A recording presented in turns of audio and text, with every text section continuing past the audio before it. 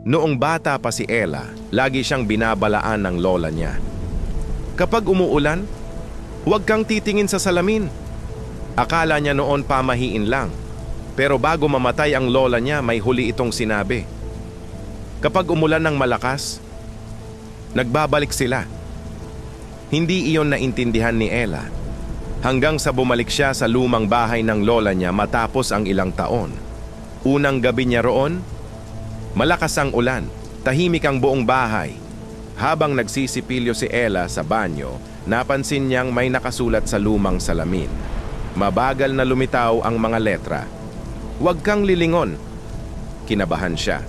Biglang namatay ang ilaw at sa isang iglap ng kidlat, may nakita siyang anino sa likod niya sa salamin. Isang lalaking basa ng ulan, putla, nakayuko. Paglingon niya, wala naman, pero sa salamin, nandun pa rin ang lalaki. Nakatitig direkta sa kanya. Tumakbo si Ella palabas ng banyo. Kinabukasan, nagtanong siya sa matatanda sa baryo. Doon niya nalaman ang sikreto ng lugar. Matagal nang may sumpa ang baryo nila. Kapag umuulan daw, ang mga salamin ay nagiging daan. Hindi mo raw makikita ang sarili mo, kundi ang mga taong namatay sa mismong lugar na kinaroroonan mo. At habang mas matagal kang tumitingin, mas lumalapit sila.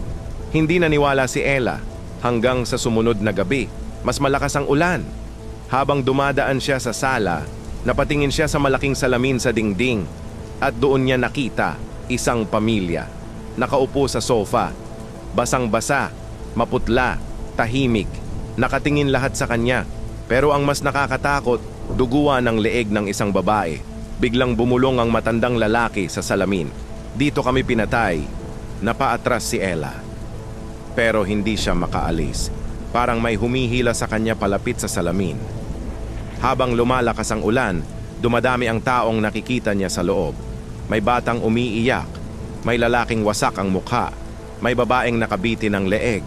Lahat sila unti-unting lumalapit hanggang sa may nakita siyang pamilyar.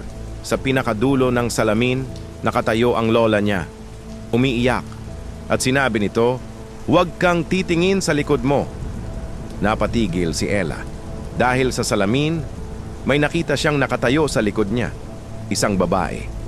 Mahaba ang buhok, basang-basa.